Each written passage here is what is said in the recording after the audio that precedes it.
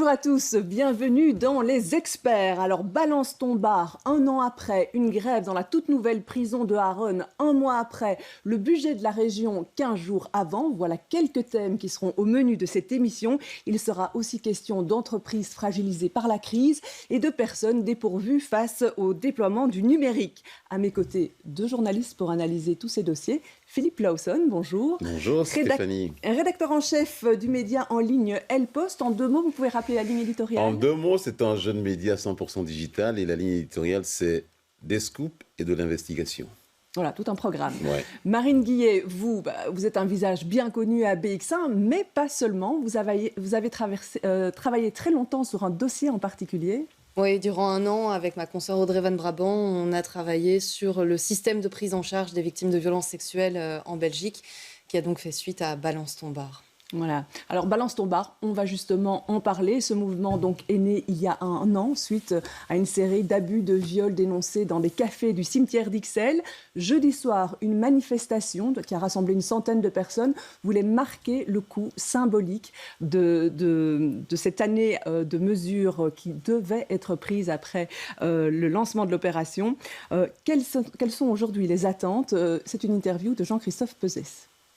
Les engagements, c'est bien, mais c'est pas suffisant. Il est temps de faire comprendre que les violences sexistes et sexuelles n'ont pas leur place ni dans le milieu festif, ni dans notre société globalement. Les formations à l'heure d'aujourd'hui ne sont pas vraiment mises en place. Il y a des choses qui ont été faites, mais c'est très timide de nouveau. Il y a des petites capsules vidéo et des choses comme ça, mais ça reste sur base volontaire. Et nous, je pense qu'aujourd'hui, dans les revendications, ce qui laisse transparaître, c'est vraiment la nécessité de transversalité dans la lutte contre les violences sexistes et sexuelles. On se rend compte que voilà, on pointe du doigt vraiment tous les secteurs et il est temps que ce soit pris de manière transversale et pas juste pour l'égalité des chances et des genres. Voilà, un an après, Philippe Lawson, Balance ton bar, ça a marqué les esprits, ça a lancé toute une dynamique. Vous en retenez quoi? Mais moi d'abord, j'en retiens deux choses, c'est-à-dire c'est la libération de la parole des victimes qui n'ont pas été entendues ni prises en compte depuis des années sur ce phénomène-là. Et puis aussi un petit regret, c'est-à-dire qu'en fait, on a vu la libération de la parole, mais pour l'instant, moi, j'ai l'impression qu'il n'y a pas vraiment un suivi concret de cette libération. Sinon, il n'y aurait pas eu cette manifestation-là. Donc, je crois qu'il faut accélérer les choses et d'aller encore plus vers une prise en charge plus efficace des victimes des violences sexuelles. Marine Guillet, il y avait un budget qui avait été débloqué par la région et autres institutions sur ça. Qu'est-ce que ça a donné concrètement sur le terrain? Alors effectivement, dès la suite de Balance ton bar, la région ainsi que la COCOF et son pendant flamand ont débloqué 610 000 € avec différents axes de travail. Concrètement, un an après, les mesures, elles sont assez timides, comme le disait Laura Béouir, militante dans l'extrait qu'on vient d'entendre. Alors oui, il y a eu des aides aux associations, mais ces aides, elles sont en fait temporaires. Donc on ne va pas pérenniser des associations qui travaillent depuis des années dans cette lutte contre les violences sexistes et sexuelles. Laura Béouir l'a mentionné, il y a des clips vidéo pour sensibiliser l'ORECA et le secteur de la nuit. Un clip qui a été réalisé par la SBL Modus Vivendi et Save Tonight, qui est un réseau de santé qui lutte aussi dans le milieu festif. Le message, c'est quoi? C'est de responsabiliser les gérants des bars et des clubs, ainsi que sensibiliser les témoins. Mais est-ce que vous l'avez vu, par exemple, ce clip vidéo? Non, je l'ai voilà. pas vu. Donc ce sont en fait des clips qui vont tourner dans des milieux assez restreints, des milieux qui sont déjà conscientisés à la problématique, souvent sur les réseaux sociaux, on sait comment fonctionne l'algorithme. Donc, est-ce que ça a vraiment eu son effet? J'en doute. Autre campagne de sensibilisation qui a été lancée il y a peu, qui s'appelle Join the Femme. Là, c'est un budget, de nouveau dans cette enveloppe globale, un budget de 10 000 € qui a été donné à Equal Brussels et le Conseil de la nuit. C'est un clip vidéo de nouveau qui a été réalisé. Est-ce que vous l'avez vu? Non plus. Non plus. Ainsi que des affiches avec des citations comme les harceleurs, on les fait changer de trottoir, ou encore on met des paillettes dans leur vie, pas dans leur verre. Alors oui, ça rime, mais quels effets directement par la suite? C'est très timide tout ça, vraiment sur le terrain. Un autre axe pour ce budget, ça a été la formation du personnel dans l'ORECA, justement. Ça, c'était très attendu quand même. C'était attendu, mais pour le moment, ça fait pchit en fait. Parce que justement, par rapport à cette manifestation qui a eu lieu cette semaine, l'une des revendications du milieu militant, c'est de mettre plus de transparence et d'expliquer concrètement le protocole de ces formations. Donc ça veut dire qu'aujourd'hui, 1 an après cette mesure budgétaire, on ne sait toujours pas comment vont se dérouler ces formations. Donc oui, sur le moment même, il y a une explosion médiatique parce que le sujet est important, qu'on sort dans la rue, mais derrière ça, la réponse politique, en fait, elle est faible, elle est timide. Voilà, alors la réponse politique, on va interpeller nos 2 invités sur cette question-là. Je vous propose de les accueillir.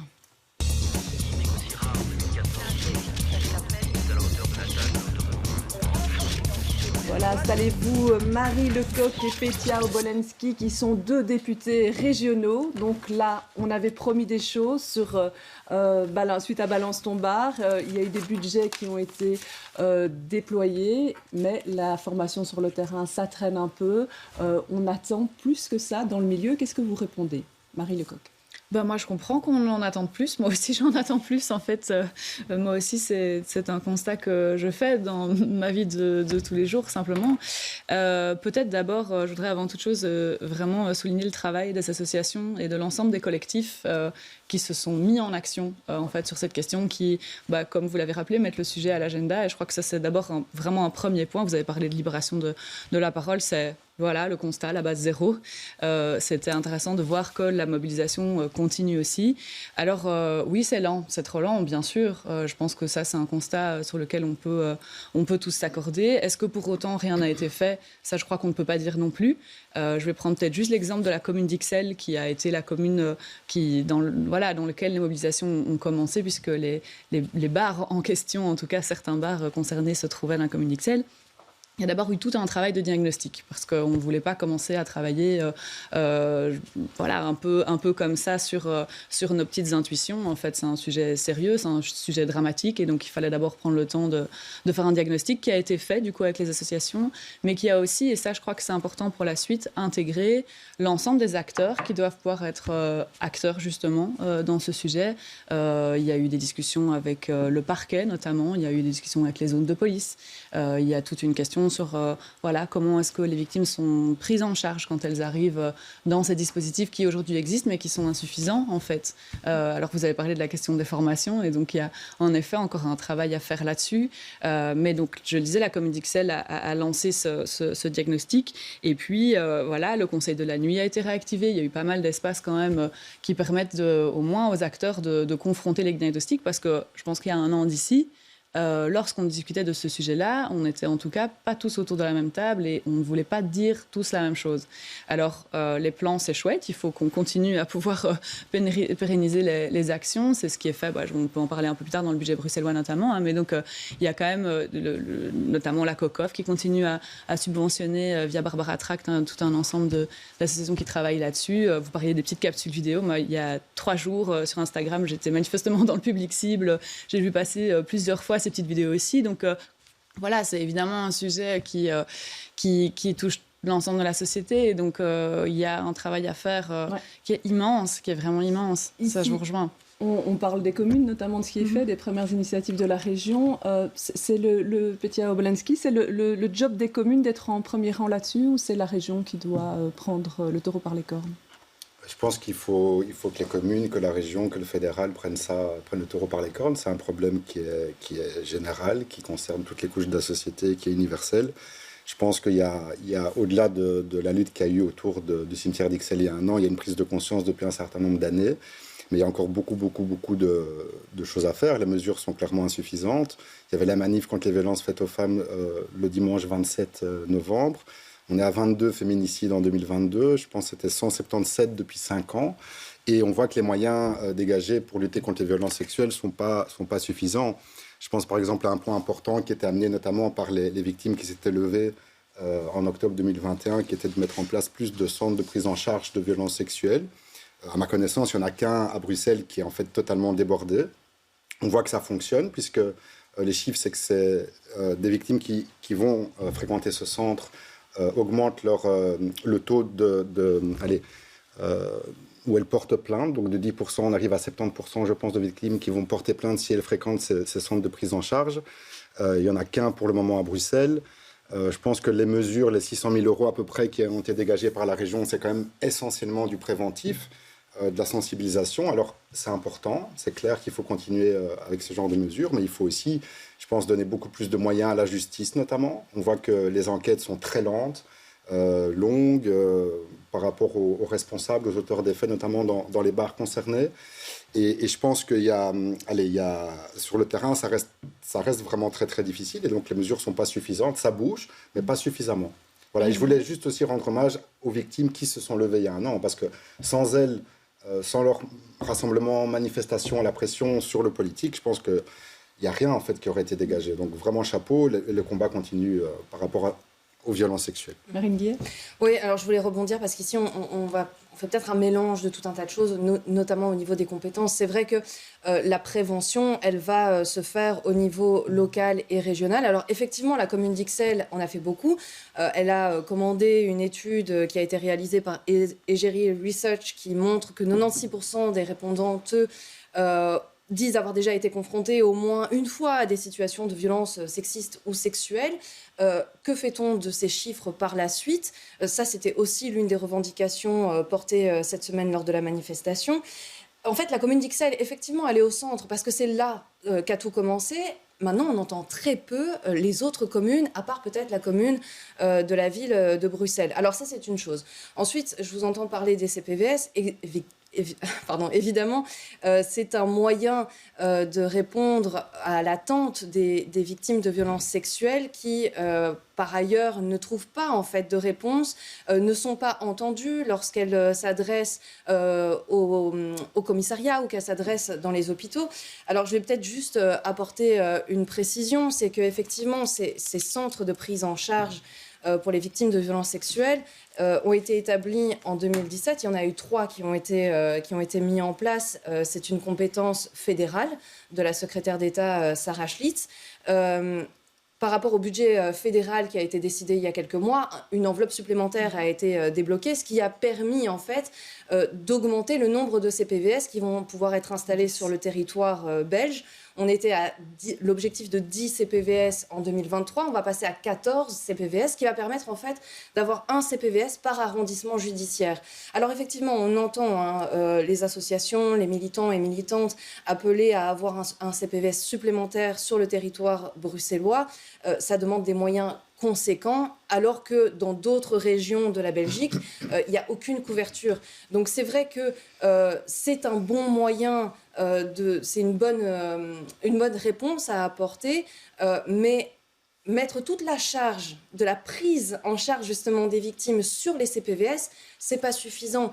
Les dysfonctionnements, ils sont à tous les étages, et c'est justement ce qu'on montre à travers cette enquête journalistique que nous avons réalisée, menée durant 1 an avec ma consoeur Audrey Van Brabant, une enquête qui s'appelle Désenchantée. Ça prend la forme d'un podcast en 8 épisodes. Je vous invite à aller l'écouter, parce que là, on passe en fait d'un lieu à l'autre et on fait vraiment le suivi, le parcours de ces victimes qui, en fait, à chaque étape, se retrouvent confrontées à des embûches. Et les formations, elles sont vraiment à tous les niveaux. Alors oui, effectivement, un budget pour la justice, il faut, mais il faut surtout de la communication, en fait, à travers tous les acteurs et les actrices de ce système. Philippe Lawson. Mais moi, il y a un élément qui m'interpelle. Est-ce que, après le mouvement et après 1 an, est-ce que les politiques ont vraiment érigé la lutte comme priorité ? C'est ça la question. Et à partir du moment... Si on ne l'a pas fait, donc c'est les conséquences qu'on voit aujourd'hui. Et donc, à un moment donné, il faut que les politiques se disent, mais cette lutte-là, ça doit être la priorité qu'il faut prendre en considération. Et c'est ça, déjà, la décision qu'il faut prendre. Ouais. Par rapport à ça, on n'a en fait jamais autant financé de politique là-dessus. Et donc là, je pense vraiment... Alors, on peut... je l'ai dit en entrée de jeu, évidemment. En fait, dans des sujets comme ça, rien n'est jamais assez rapide et suffisant. Mais par contre, que l'appel ait été entendu, qu'il ait été pris au sérieux et que les budgets soient réservés, déposés, défendus, parce que ce sont des luttes, les budgets aussi. C'est le cas, c'est vraiment le cas. Et aujourd'hui, plus que jamais, on n'a jamais autant financé la prise en charge des victimes de violences sexuelles. On n'a jamais autant financé les formations, la communication. Parce qu'il y a toute une série d'acteurs qu'il faut pouvoir mettre autour de la table. Parce qu'en fait, oui, ça prend du temps. Et c'est le cas, en fait, dans beaucoup de politiques et celle-là également. Et surtout quand on est sur des questions de société qui sont aussi profondes. Parce que là, on parlait des bars, mais en fait, il y a toute la question des universités, des hautes écoles. Tout récemment, on s'est exprimé dans la presse sur le harcèlement en politique et la question vraiment du sexisme et des violences sexuelles en politique. Voilà, il y a beaucoup de phases de la société qui doivent pouvoir s'associer, échanger sur ces questions-là. Justement, vous avez signé avec 120 femmes ce MeToo politique, cette lettre ouverte pour dénoncer ce qui se passe au niveau politique. Mais alors, ça veut dire quoi? Qu'il y a encore besoin d'une prise de conscience au niveau politique? Ça veut dire que ce n'est pas acquis?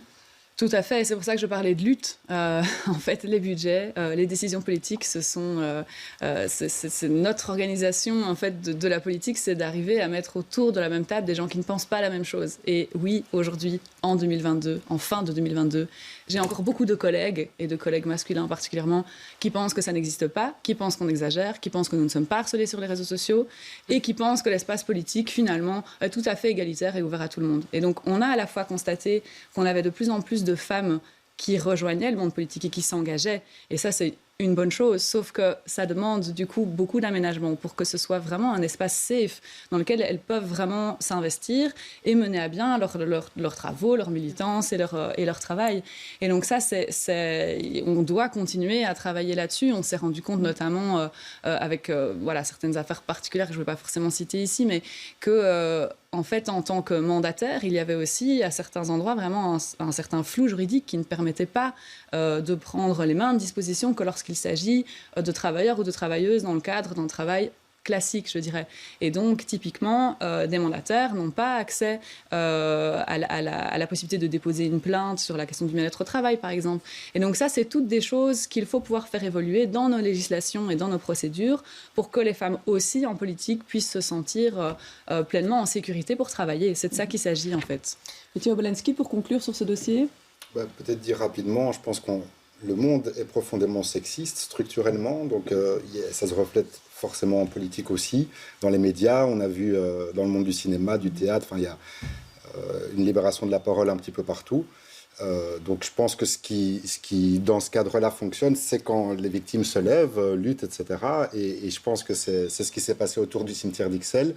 Et c'est pour ça que la commune d'Ixelles a été obligée de répondre. Les autres communes ne le font pas parce qu'il n'y a pas ce combat sur le terrain. Et donc je pense qu'effectivement, monsieur a raison, les moyens ne sont pas suffisants sur ce domaine-là. Les moyens qu'on dégage, humains et financiers, montrent à quel point c'est un dossier qui est important ou pas. Donc le 600 000 €, c'est des cacahuètes par rapport à ce qu'on devrait faire. Voilà. Il y a heureusement bien même plus si que ça. Même si ça bouge, ça va dans le bon sens parce qu'on se bat, c'est pas suffisant. On va enchaîner sur le dossier suivant qui nous emmène à Aachen. Les grèves dans les prisons pour cause de surpopulation ou d'infrastructures défaillantes. On croyait peut-être que ce serait fini avec l'inauguration de la nouvelle prison, mais en fait il n'en est rien. À peine un mois après l'ouverture de la méga-infrastructure de Aachen, il y a eu une première grève cette semaine. Je vous propose de regarder ce reportage de Jean-Christophe Pezès, Nicolas Skenart et Pierre Delmé. L'infrastructure a beau être flambant neuve, elle est loin de fonctionner de manière optimale. C'est ce que dénoncent les syndicats qui constatent une multitude de dysfonctionnements à la prison de Aachen. Ici, dernièrement, un détenu resté en cellule parce qu'on n'a pas su ouvrir sa porte. Il a fallu attendre en soirée pour qu'on puisse déverrouiller ses portes, appeler un technicien, etc. Donc c'est tous des gros soucis techniques qui au quotidien pèsent sur le personnel également. Ils ont ouvert cette prison beaucoup trop vite, beaucoup trop vite. Déjà, la plupart des prisons, des nouvelles prisons, quand vous ouvrez les prisons, déjà, vous tournez au moins un peu à vide pour voir si l'outil est fonctionnel. À cela s'ajoute le problème de personnel. Il manque 300 agents pour assurer le bon fonctionnement de la prison. Conséquence, elle n'héberge pour l'instant que 200 détenus, alors que sa capacité totale est de 1200. Des engagements sont en cours, mais selon le Front commun, il y a urgence. Maintenant, on voit la catastrophe que ça fait sur le terrain. La prison de Saint-Gilles explose au niveau de la surpopulation carcérale et on peine à envoyer les détenus sur la prison d'Arène parce qu'on ne peut pas ouvrir des blocs par manque de personnel.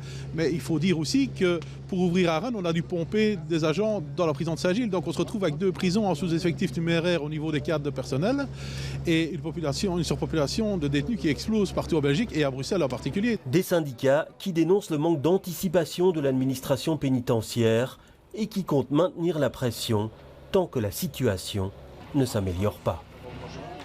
Voilà, alors pas facile d'attirer du personnel vers cette prison. Début décembre, le fédéral a annoncé une surprime d'une centaine d'euros pour le personnel des prisons bruxelloises. On a lancé notamment, Marine, un job day surnuméraire un petit peu en catastrophe il y a peu de temps, alors qu'il y avait déjà eu des job day précédemment. Qu'est-ce qui coince ? Alors, qu'est-ce qui coince ? Je vais peut-être pas arriver avec des solutions, mais c'est vrai que c'est assez surprenant de voir qu'un mois après le transfert des premières détenus, on organise un job day pour recruter quasiment 200 agents pénitentiaires, accompagnateurs de détention. Comment est-ce qu'on explique en fait que ça n'a pas pu être fait auparavant, au préalable, et qu'on attende que cette prison ouvre pour pouvoir, comme on l'a entendu dans le sujet, faire venir d'autres travailleurs et travailleuses pour cette prison. Enfin, c'est encore une fois un peu surréaliste quand même comme situation. Philippe Lawson ? Mais je crois qu'il y a d'abord un manque d'anticipation dans le chef des autorités. Mais je pense aussi que la grève ici, elle dépasse le cadre de la prison de Arène. Et donc, en fait, la grève, elle dénonce le manque de personnel au sein de la structure carcérale. Et donc, c'est surtout ça qu'il faut, c'est à cette solution-là, à ce problème qu'il faut répondre quand on voit la grève. J'ai l'impression qu'on n'entend pas suffisamment les syndicats ou les travailleurs qui sont sur le terrain. Ça, c'est quelque chose qu'on peut regretter dans le chef des politiques. Parce que, bon, ici aussi, on parlera de questions de priorité. Hein. On sait que les prisons belges sont surpeuplées. La Belgique a été condamnée plusieurs fois sur la scène internationale sur la surpopulation de cette prison. Et on a l'impression que jusqu'à présent, malgré toutes les condamnations, on n'entend pas du tout les solutions qui sont proposées. Et donc, on voit l'exemple concret aujourd'hui et on va voir comment ils vont faire. Alors, les prisons, c'est fédéral, mais on sait qu'à Bruxelles, il y a plein de personnes qui cherchent du travail. Comment est-ce que ça se fait qu'on en est dans cette situation-là ? Marie Lecoq ?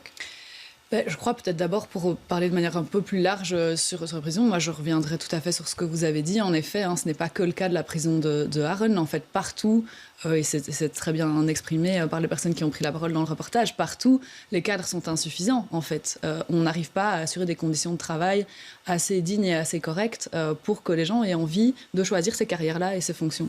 Ça, c'est la première chose. Par contre, ce qui est particulier avec la prison de Arène, et c'est une des raisons aussi pour lesquelles nous, on avait vraiment toujours, chez Ecolo, été vraiment complètement opposés à ce projet de nouvelle prison, c'est que en fait, elle est tellement loin et tellement éloignée de tout que c'est un problème pour les personnes qui vont y travailler, mais c'est aussi un problème pour les détenus, pour leurs familles, pour les avocats, pour l'ensemble des associations qui travaillent avec les détenus. Et donc là, c'est vraiment un élément particulier à Rennes. Par contre, pour moi, encore vraiment 2 choses qui sont importantes là-dessus, c'est que, de nouveau, en fait, ouvrir des nouvelles prisons ne permet absolument jamais de résoudre ce problème pénitentiaire, comme certains l'appellent. Et c'est pour ça que nous, on plaide pour d'autres manières d'exécuter les peines, pour avoir des peines alternatives. En fait, ouvrir plus de prisons ne va absolument jamais régler la situation, d'autant plus que on a tout le temps ce problème de personnel. À chaque prison nouvelle qu'on ouvre, on a évidemment besoin d'aller rechercher des cadres à gauche, à droite, ce qui est un problème. Dans ce cas-ci, on a vu qu'il y avait vraiment aussi un manque d'anticipation totale. On discutait encore il y a quelques mois en faisant une petite visite à la prison de Forêt.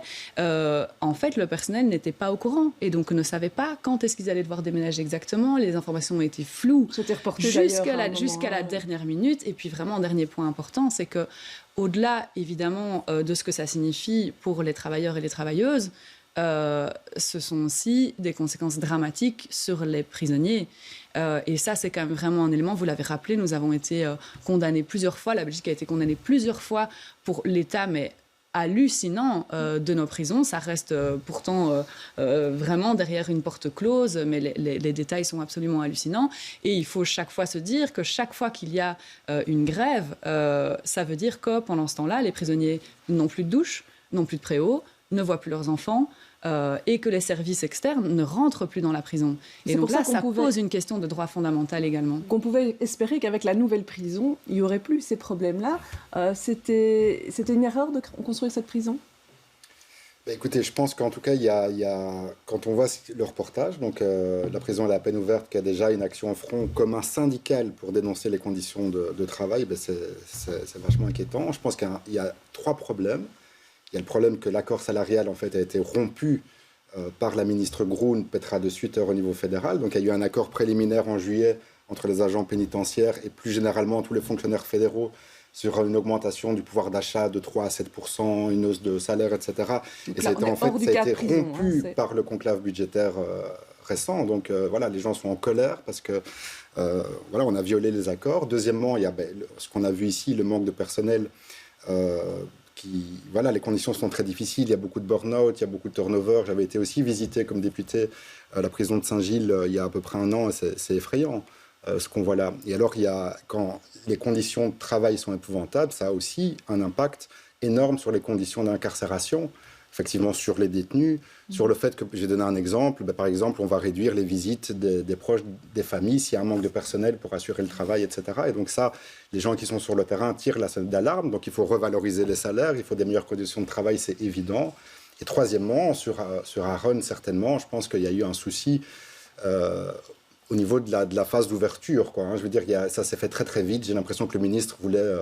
vite faire la photo, son selfie devant sa prison bling bling, et qu'en fait, on voit que par exemple à Beveren, dans une autre prison, il y a eu 2 ans de phase préparatoire pour que les agents pénitentiaires s'habituent à la nouvelle prison, etc. Et là, en fait, ils ont été beaucoup trop vite, simplement pour avoir leur buzz médiatique. C'est scandaleux quand on voit les conséquences pour les travailleurs de la prison et pour les détenus. Oui, non, c'est extrêmement grave. Oui. Bien, on va passer à la rubrique des têtes d'affiche. Donc on vous soumet 4 personnes, il faut choisir. Alors on sait que vous êtes très friand de ça, hein, Petia Obolensky. On va commencer avec vous. Je vous donne 4 personnes. Alors François De Smet, qui a été réélu à la présidence de Défi le week-end dernier. Laurence Massard, la présidente de la Cour d'assises attentat de Bruxelles, qui lance un appel urgent au dialogue pour que ce procès démarre enfin sur le fond. Ibrahim Ouassari, le CEO de Molengeek. Et Eden Hazard, qui quitte les Diables Rouges. Qui choisissez-vous ? Je choisirais Eden Hazard, je m'y attendais un petit peu. Moi, je suis tombé amoureux de lui en mars 2009 lors d'un match de Coupe de France contre Lyon. Et voilà, je suis un vrai fan. Donc, je dirais en un mot plaisir. C'est quelqu'un qui a donné beaucoup de plaisir, qui prend et qui donne du plaisir aux supporters, qui est devenu un peu un symbole en Belgique, je pense, par son attitude aussi très humaine, très accessible, très souriante. Il parlait que ce soit aux Flamands, aux Wallons, aux Bruxellois, aux personnes de toute culture, toute origine. C'est quelqu'un qui est très humain. Et je pense qu'il a été vraiment, je ne veux pas être trop long, hein, mais il a été au top absolu pendant 10-12 ans. Et c'est le joueur du monde qui a eu le plus de fautes subies. Je me souviens 1030 sur 10 ans, je m'en souviens parce que c'est le code de Scarbeck que j'avais retenu.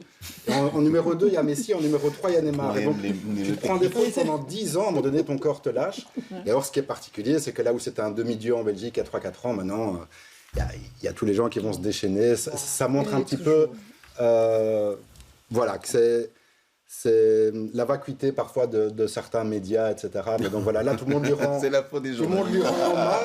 Tout le monde lui rend hommage. Non, mais quand on voit comment on l'a traité en Espagne parce qu'il avait 1 kilo en trop, écoute, c'est lamentable. Maintenant qu'il s'occupe de ses 4 fils, il a sa famille, voilà, et juste merci. Voilà, c'est tout. Alors Marie Lecoq, on va voir si en vous il y a une telle fan aussi pour le sport. Je vous propose 4 têtes d'affiche. Frédéric Janssens, greffier du Parlement wallon suspendu qui a abondamment voyagé sans réel contrôle. Ali El Haddad Assoufi, accusé au procès des attentats de Bruxelles. Olivier Van de Castel, détenu en Iran. Et Brian Rimmer, le nouvel entraîneur du RSCA qui a exposé sa stratégie cette semaine. Qui choisissez-vous ? Quel quatuor. Je vais vous décevoir, je ne vais pas choisir le sport. J'habite à côté du stade d'Anderlecht, mais j'avoue que je ne maîtrise pas encore très bien. Et je crois, comme tout le monde, j'ai été absolument à nouveau, en fait. Je veux dire à nouveau, parce que c'est quand même vraiment très récurrent, absolument halluciné, choqué, outré par... la manière dont certains peuvent se comporter avec l'argent public. Et donc, je vais choisir Frédéric Janssens. Je crois que, en fait, cette histoire montre à nouveau ce qu'il peut y avoir de pire en politique et ce qui se passe quand on ne met pas des règles, en fait. Et on dit souvent que les écolos sont chiants parce qu'ils veulent fixer des cadres, réglementer, gna gna gna, la bonne gouvernance, tout ça. Oui, en fait, je pense que ce genre d'histoire le montre. Je suis toujours frappée, en fait, de la manière dont, pour un certain nombre de mandataires PS ou d'affiliés MR, dans ce cas-ci, le rapport à l'argent public est vraiment tout sauf sain. Et c'est particulièrement insupportable et choquant, en fait. Je veux dire, en temps de crise ou pas en temps de crise, ça n'a rien à voir avec la situation qu'on vit maintenant, mais c'est absolument effarant, alors qu'il y a moyen de se prémunir, en fait, de ces éléments-là. Il y a un certain nombre de dispositifs qui peuvent être mis en place parce qu'on sait que l'humain est faillible et que dans des positions de pouvoir, lorsque c'est possible, parfois certains font les mauvais choix, il faut pouvoir le prévenir. Philippe Lawson, comment est-ce qu'on a pu en arriver là ? Comment on a pu arriver là ? C'est parce qu'en fait, il y a un manque de contrôle sur le greffier, du politique sur le greffier. Mais ici, on voit que tous les partis sont mouillés quelque part, à part le PTB qui ne fait pas partie du bureau.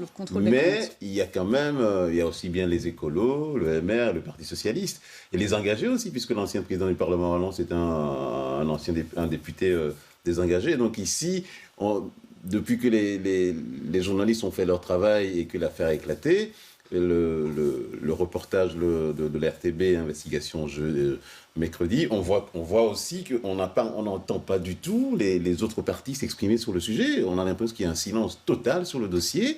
On se demande, mais est-ce que les politiques essaient de se dire, mais tiens, on va attendre que la tempête passe ? Mais le problème, c'est que ça renforce de plus en plus la méfiance des citoyens vis-à-vis du politique. Et là, on va aller toujours vers les extrêmes qui vont rattraper la sauce et dire, mais tiens, vous voyez, ils sont tous pourris, alors que dans le monde politique, pour les avoir côtoyés, vous le savez aussi bien que moi, il y a des gens compétents qui font bien leur travail, qui sont honnêtes et qui n'ont rien à se reprocher. Mais il y a toujours une minorité qui fait que ça jette le discrédit sur la fonction politique, alors que c'est une fonction honorable. Ce serait possible à Bruxelles, une situation pareille ? Bien sûr, on a eu le SAMU social à Bruxelles, mais il y a d'autres scandales. Mais c'est vrai que quand on découvre les choses aujourd'hui, on se dit, mais tiens, est-ce que ça serait assez possible dans d'autres régions ? Bien sûr que c'est possible, c'est pas seulement en Wallonie ou dans d'autres régions, mais je suis persuadé des situations comme ça existe dans toutes les régions. Le personnel politique, vous l'avez dit tout à l'heure, nul n'est infaillible, mais quand on ne met pas les règles et quand on ne met pas les contrôles qu'il faut, on arrive à des situations comme ça.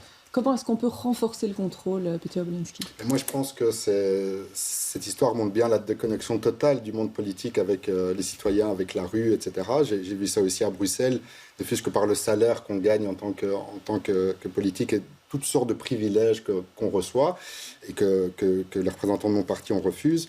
Je pense que quand on voit par exemple qu'il y a une indexation qui a été votée de 12% pour le salaire des ministres et de leur cabinet à Bruxelles, alors que par ailleurs tous les gens de l'associatif qui dépendent de subsides facultatifs ne sont pas indexés, ce deux poids deux mesures, il est scandaleux. Et donc, mais là on est dans la légalité. Ici c'est un problème de manque de contrôle, de gouvernance. Comment est-ce qu'on peut faire pour empêcher ce genre d'événements d'arriver ?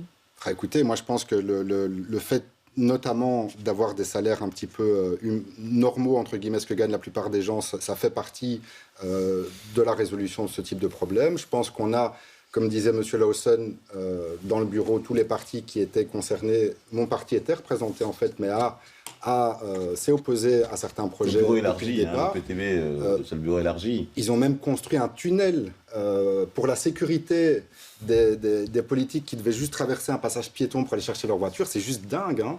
Donc oui, non, moi je suis... Mon vrai métier, c'est que j'étais travailleur social. Je serais dans des maisons de quartier, dans des maisons de jeunes, dans des maisons médicales, etc. Quand tu arrives dans ce monde politique et que tu viens de ce milieu associatif, tu as l'impression de débarquer dans un monde où... tous les députés sur un piédestal, enfin, ça ne va pas, quoi. Et donc, par rapport au PTB, oui, nous, on fait attention d'une part au niveau du salaire, de garder un salaire médian, et d'autre part, d'avoir toujours les pieds dans la réalité, dans les luttes, dans les pratiques quotidiennes qu'on a toujours fait. Voilà.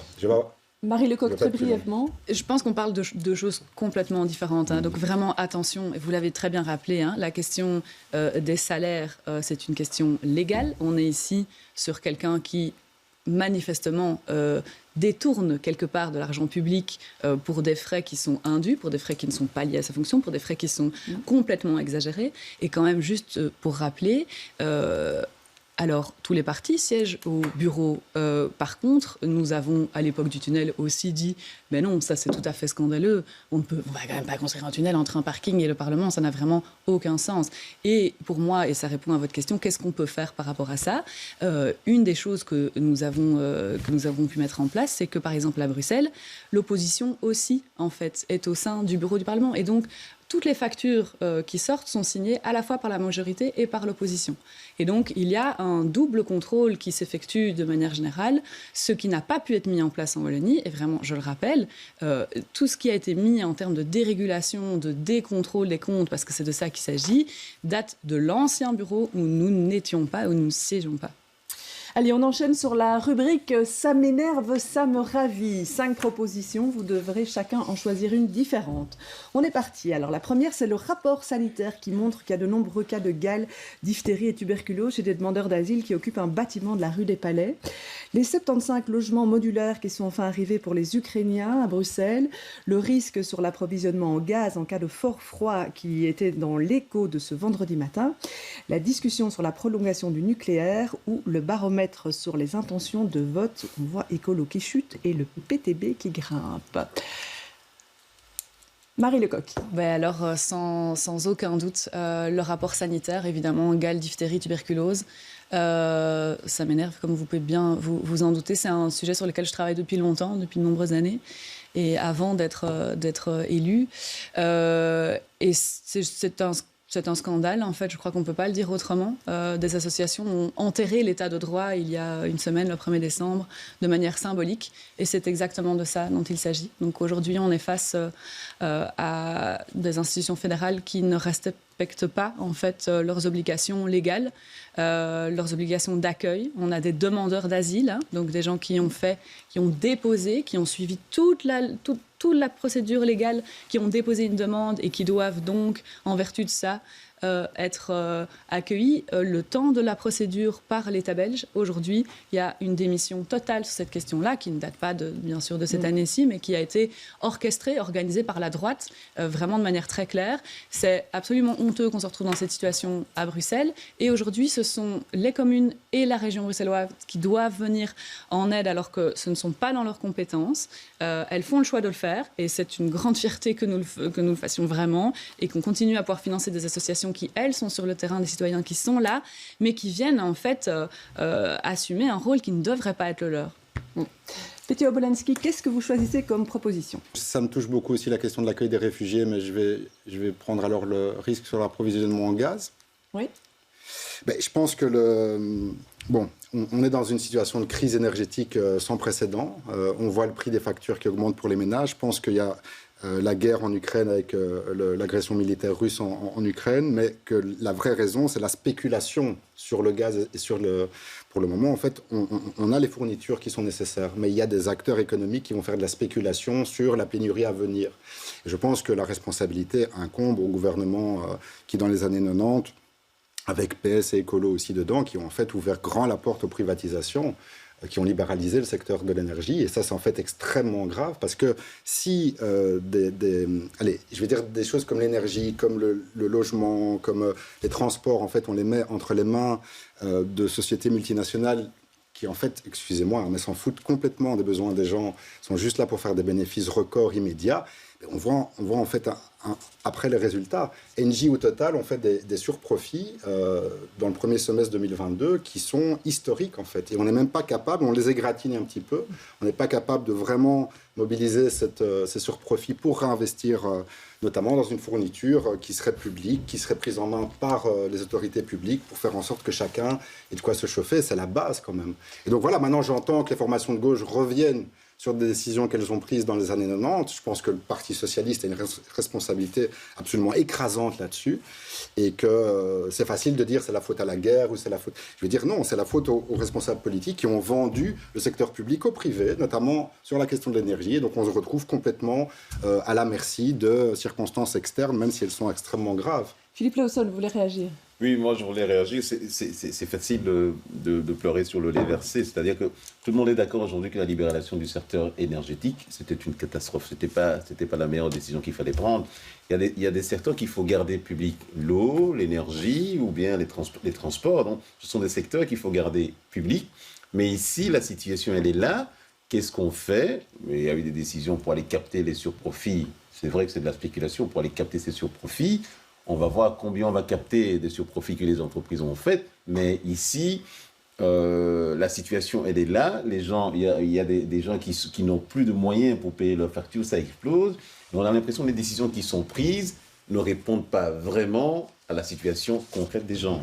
Mais je suis bien d'accord. Les solutions existent. Elles se trouvent pas à Bruxelles, mais surtout au niveau fédéral. C'est de bloquer les prix, c'est de taxer les surprofits et d'aller vers une renationalisation de ce qui est en fait essentiel pour la vie des gens, comme vous l'avez dit. On parle du logement, on parle de l'énergie, on parle de transport, de choses trop importantes en fait, que pour le confier juste à la soif de profit de quelques-uns. C'est ce que j'ai dit tantôt. Donc nous, on vient avec une campagne au niveau national qui s'appelle « Faites le switch », de dire voilà, on veut regarder l'avenir avec enthousiasme et dire qu'il y a des secteurs trop importants que pour les laisser en dehors du contrôle public.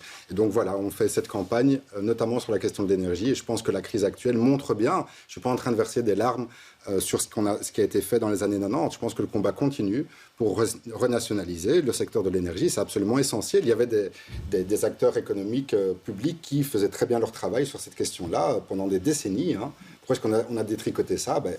Voilà, il faut poser la question aux partis qui l'ont fait, mais nous, on mène le combat en première ligne pour... l'Europe, c'est les mêmes partis qui sont en haut que ceux qui sont à la région ou à la commune. Le problème, c'est qu'il y a une bataille des idées qui a été gagnée par la droite depuis 40 ans. C'est la bataille néolibérale et qui a contaminé jusque certains partis qui se disent de gauche. Alors, on va revenir un peu sur le terrain plus régional, plus bruxellois. Aucun de vous n'a choisi le baromètre sur les intentions de vote. Marie Lecoq, j'ai quand même envie de vous poser la question. Oui. Écolo, caracolet en tête avec le PS. Là, vous passez 4e parti. C'est quoi l'ambiance à Écolo Bruxelles? C'est une ambiance studieuse, moi je dirais. En fait, nous sommes dans les exécutifs, nous avons du boulot, on l'a rappelé sur plein de sujets différents. Il doit quand même y avoir des réactions. Nous travaillons, donc d'abord nous travaillons à poursuivre les engagements qu'on avait pris. C'est pour ça qu'on a été élus. Et donc, d'abord, on travaille. Et puis, oui, bien sûr, c'est clair que ça nous pose des questions en interne sur la manière dont on communique, sur la manière dont on parle de notre projet politique, sur la manière avec laquelle on va pouvoir faire de l'adhésion autour de ça. J'ai l'impression de payer un peu les pots cassés des fameuses mailles apaisées du plan Good Move. Mais je crois qu'au-delà de ça, parce qu'en fait, Good Move est quelque part une image, mais sur quelque chose de beaucoup plus profond que ça, moi, je crois que ce que ça montre, c'est vraiment en fait la faillite d'une bonne grande partie des politiques sociales qui auraient dû être mises en place jusqu'ici. Vous savez, les politiques environnementales, elles ont un objectif environnemental. Et donc, une politique environnementale, elle est rarement aussi sociale en même temps. Pour pouvoir mener des politiques environnementales qui sont efficaces, il faut avoir des politiques sociales sur le côté qui fonctionnent bien. Nous le faisons dans nos matières, nous le faisons dans les matières CPS, nous le faisons sur la question de l'eau, nous le faisons sur la question de l'énergie, notamment avec le tarif social, etc. Mais aujourd'hui, on peut quand même constater, et dans les quartiers notamment dans lesquels le Good Move a fait beaucoup de bruit, qu'en fait, il y a énormément d'autres problèmes qui se posent et qui, je pense, vraiment montrent des erreurs qui ont été commises et une attention qui n'a pas pu être donnée à des personnes qui sont aujourd'hui dans la précarité, qui ont du mal à finir leur fin de mois. Elles n'ont pas du mal à finir à boucler le mois à cause du changement climatique. Elles ont du mal à le faire parce qu'on n'a pas encore été capable d'avoir une réforme fiscale qui soit digne de ce nom et qui permet vraiment une répartition des richesses. Elles ne sont pas capables de le faire parce qu'aujourd'hui, on continue à avoir du mal à limiter les loyers. Et donc, en fait, tous ces éléments-là jouent bien sûr sur la qualité de vie. Par contre, je crois vraiment qu'on n'est pas dans une position de dire eh bien, du coup, on va renoncer à cette lutte contre le dérèglement climatique. Sûrement pas, surtout pas. Aujourd'hui, les premières victimes sont justement les personnes qui ont le moins de moyens, qui vont avoir moins la capacité de s'adapter au changement. Et ça, c'est un engagement écologiste. Vraiment, on va continuer, en fait, à faire cette lutte contre le dérèglement climatique et à aider à l'adaptation. Marine Guillet. Les élections, elles sont à nos portes en 2024. Quelles sont les leçons que vous tirez justement de ce baromètre pour perdre autant de points en quelques mois? Je viens d'en dire un certain nombre. Après, Ouais, je crois que clairement, dans des périodes qui sont plus incertaines, dans des périodes de crise, on sait que l'électorat a souvent aussi tendance à plutôt aller vers des partis plus traditionnels, en fait. Je pense que Écolo n'est pas un parti traditionnel pour plein de bonnes raisons. Mais comment aller le reconquérir alors? Comment aller le reconquérir, cet électorat? C'est pour ça que je disais que nous étions aussi studieux, parce qu'aujourd'hui, voilà, on va faire les analyses, on va regarder quels sont les transferts de voix, quels sont les éléments qui permettent d'expliquer ça. Ce qui est toujours très compliqué, c'est d'identifier l'intensité. C'est-à-dire que je peux vous citer un certain nombre de facteurs qui, à mon sens, sont explicatifs. Ce qui est plus difficile, c'est de dire qu'est-ce qui joue le plus. Et donc ça, c'est surtout comment renverser la tendance. Voilà. Et donc pour ça, c'est un travail sérieux. Je veux dire, c'est pas en lisant les sondages, je dis elle est chouette. Du coup, on va plus faire ci, plus faire ça, et ne plus du tout faire ça. En fait, c'est un travail et c'est aussi une partie de notre travail. En fait, on doit aussi être capable de s'interroger sur la manière dont on fait les choses, bien sûr. De là, on en vient aux priorités. Les priorités, elles sont traduites par quoi? Par le budget régional. Budget régional, les parlementaires vont le voter juste avant Noël, le jeudi, vendredi avant Noël, mais c'est passé en commission cette semaine. En commission, ça a été adopté majorité contre opposition, sans beaucoup de surprises. Petya Obolensky, qu'est-ce que vous en retenez de ce budget? J'ai combien de temps? Pas beaucoup. Je pense que je voulais d'abord dire qu'un budget, c'est un moment important de la vie politique, parce que le budget, c'est là qu'on voit les moyens qu'on dégage pour quelles priorités. Ouais. Et c'est là qu'on voit en général le gouffre, ce qui est peut-être une partie de l'explication pour la question précédente, entre les intentions, les grandes déclarations et en fait la politique réelle. Souvent, il y a un gouffre gigantesque et on voit qu'on fait des grands mots par rapport à telle ou telle lutte, comme les violences faites aux femmes, et ensuite on voit que le budget, il est tout rikiki. Je pense qu'il y a un contexte général qui est gravissime. On a les réseaux de lutte contre la pauvreté qui se mobilisent et qui récemment ont montré qu'en fait, il y aurait bientôt un Bruxellois sur 2 qui arrive au seuil du niveau de vie vraiment de pauvreté, alors que c'était 1 sur 3 en début de législature. Je pense que c'est une conséquence des politiques menées, ou plutôt des politiques certaines qui n'ont pas été menées, et que dans ce cadre-là, dans ce cadre-là, le budget régional, il est totalement insuffisant. On aurait dû couper dans quoi pour investir plus là-dedans? Alors, il n'y a pas de coupe, heureusement, mais moi, je pense que le budget, c'est un peu la routine, comme si de rien n'était, comme si on est complètement déconnecté d'un contexte socio-économique. Si on prend, par exemple, une question importante qui est celle de la mobilité. Alors on entend Elk Van den Brandt, ministre Groen, se vanter partout du milliard mis par rapport à la... C'est 20% du budget quand même, par rapport la mobilité. Mais 1 milliard, je veux dire, je ne sais pas qui prend ici les transports. Moi, quand je ne suis pas en vélo, je suis à la STIP. C'est un enfer de se déplacer à Bruxelles. 1 milliard, c'est juste la maintenance. En fait, donc ils ont augmenté la capacité, Madame Meyer. Ils ont remplacé des rames de tram, bus, métro, mais il n'y a pas de nouvelle ligne, il n'y a pas une toute petite extension, je pense, du tram neuf depuis il y a à peu près 4 ans, mais il n'y a pas de politique ambitieuse. Je pense que si on veut un shift modal, et je pense que les habitants de Kuregem ou les habitants de Lacage, qui étaient ceux à qui on a imposé ces plans Good Move, ils veulent aussi un air pur, ils veulent aussi pouvoir sortir et boire un café, un verre avec leurs voisins, ils veulent aussi des quartiers apaisés, etc. Mais le problème, c'est que d'un côté, il n'y a pas l'alternative qui leur permet, suffisante, qui leur permet vraiment de laisser tomber en fait leur voiture.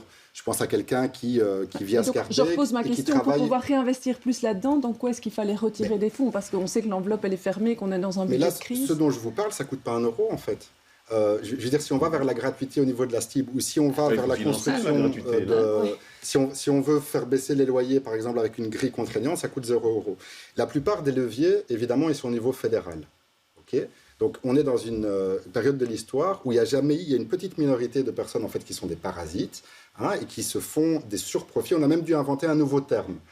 Les super profits. Ces gens-là ne contribuent absolument pas. Mais au niveau vraiment de la région. Oui, mais c'est l'essentiel. Donc les leviers sont là. Au niveau de la région, je pense que ce qu'il faut faire, c'est on a relativement peu de matières où il y a une vraie compétence au niveau de la région.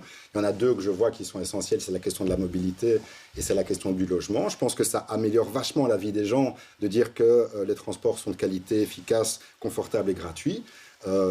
Voilà, donc on prône depuis des années une gratuité des transports publics à la STIB aussi pour améliorer le portefeuille des gens. Donc vous ne nous direz pas dans quelle politique régionale il faut retirer des moyens. Quoi que ce soit, sauf si Si c'est pour certains privilèges, je vous le disais tantôt, des ministres et de leur cabinet...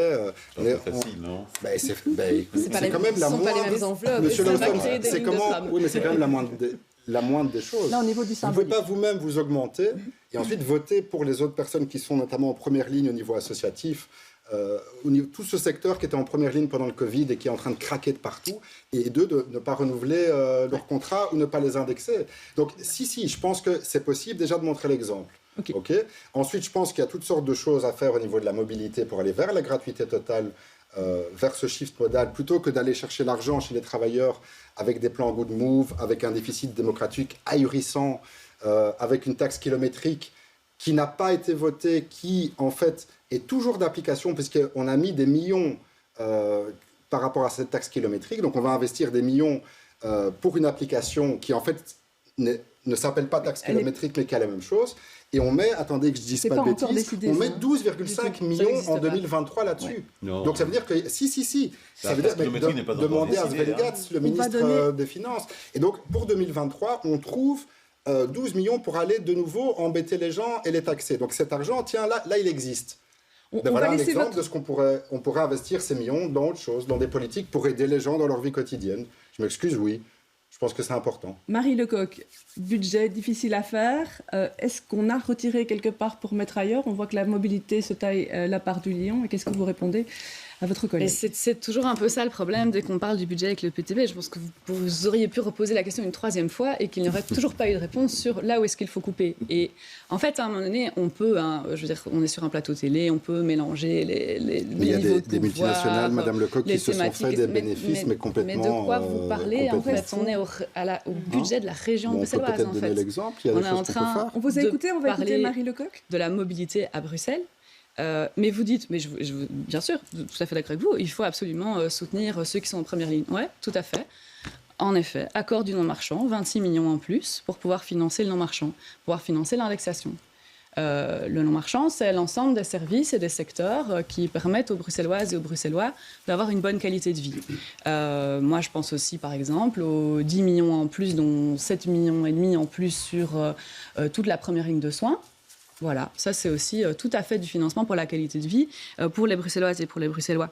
Le logement, vous en avez parlé, 21 millions en plus des 35 millions qui étaient déjà prévus pour le plan urgence logement. Donc non, en fait, ce budget, aujourd'hui, il est là pour protéger et pour accélérer la transition. Ça, c'est ce qu'on fait, c'est les choix qui sont faits dans ce budget. Et sur la mobilité, de grâce, vraiment, chaque fois qu'on a cette discussion, on est dans Harry Potter, quoi. Donc on va tout faire en même temps. On a une baguette magique, on va faire rouler plus de bus plus vite, mais sans enlever aucune voiture. Et on va rendre les transports en commun gratuits pour tout le monde, sans que ça ne coûte rien à la région. En fait, c'est faux. C'est faux, c'est complètement faux. Rendre les transports en commun gratuits pour l'ensemble de la population, c'est faire un cadeau aux entreprises, celles que vous aimez tellement, qui financent aujourd'hui la plupart des abonnements.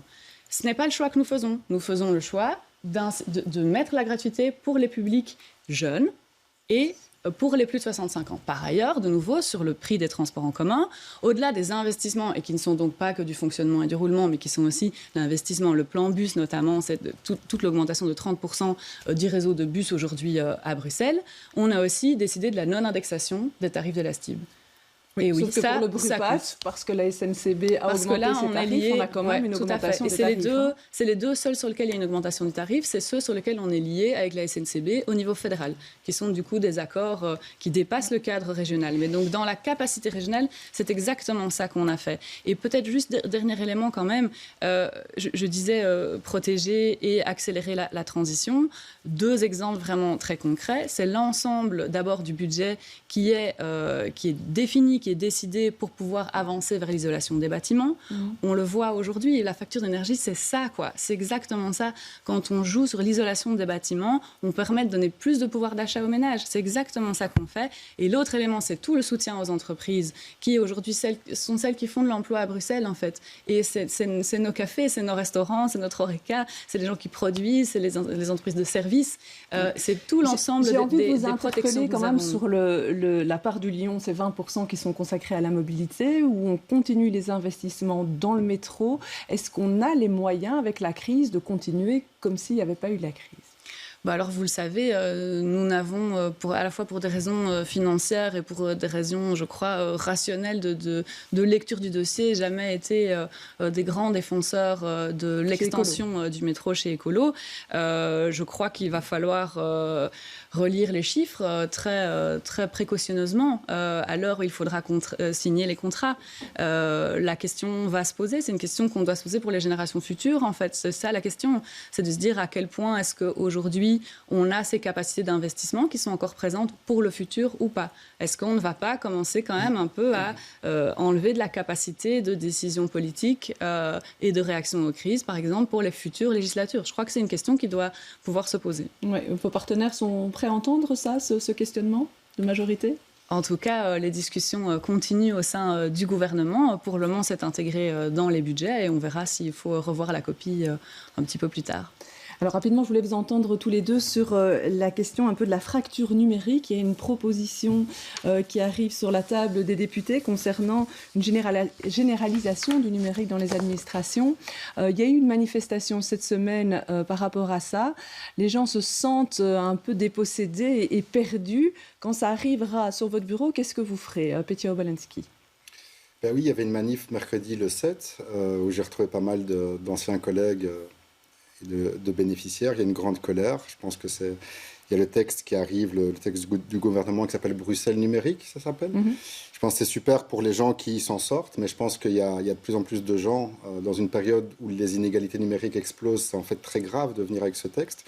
Il y a des études qui disent que près de 40% de Bruxellois sont concernés, soit parce qu'ils n'ont pas les moyens d'avoir le matériel ou la connexion, soit parce que voilà, ils s'en sortent pas pour X raisons et qui ont en fait besoin d'un accompagnement humain. Voilà, ça me parle beaucoup parce qu'effectivement, je viens de ce secteur et que finalement, on se transformait tous un petit peu en assistants sociaux des gens individuellement pour les aider sur ce genre de choses. Et en fait, le texte, il dit que le digital va être la règle et que l'humain va être l'exception. Je pense qu'il y a une conséquence. Il y a deux conséquences, me semble-t-il, majeures. C'est le non-recours aux droits pour des bénéficiaires, donc des gens qui ne vont pas bénéficier de toutes sortes de droits socio-économiques qu'ils ont besoin.